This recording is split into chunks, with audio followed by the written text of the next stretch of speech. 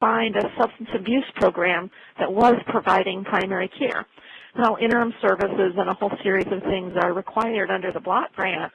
Finding a substance abuse program that could or would serve as a health care home is a new conversation in this discussion. So that's why this is such an exciting webinar and why we needed that background from Trina and Alex to hear what's happening from the federal level to make that happen.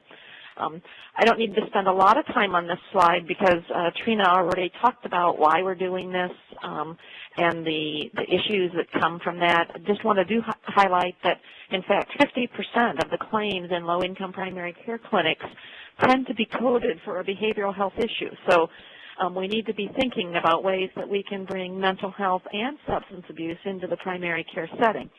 And those folks who have been doing it, and you're going to hear from some of the leaders in the field here in just a minute, can talk about cost efficiencies and improved health outcomes that come from doing this.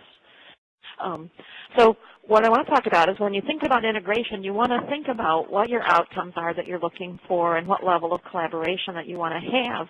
And this chart, again, as some of Trina's were, is a little bit hard to see, but integration is not one thing. And that's the only point that I want to make before we get into our panel of speakers, is that there's not one model for doing this. In fact, there's really 4 or 5 what we call strategies.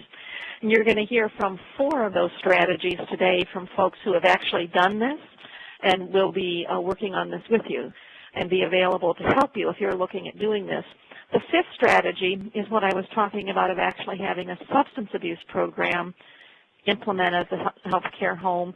And we don't have a model of that to do yet, so that we're hoping that those of you on the call today will sign in, log in, give us some information about that.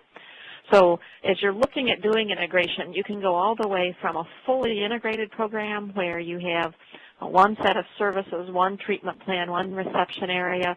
The other point I want to make on this slide is in the middle, you can have basic collaboration on site or services on site, even within the same organization, and not have them integrated. And I think one of our speakers will talk about that, particularly as we go forward. So I want to leave plenty of time for the speakers.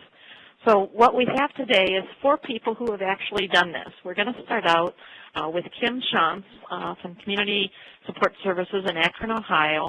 And Kim's program brought a private primary care provider into a community behavioral health setting. And again, as you see the word behavioral health, think mental health and substance abuse. So they'll talk a little bit about both of those aspects.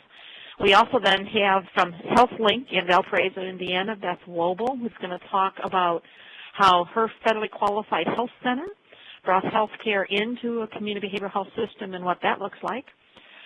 Stephanie Saunders from Chase Brexton Health System, an FQH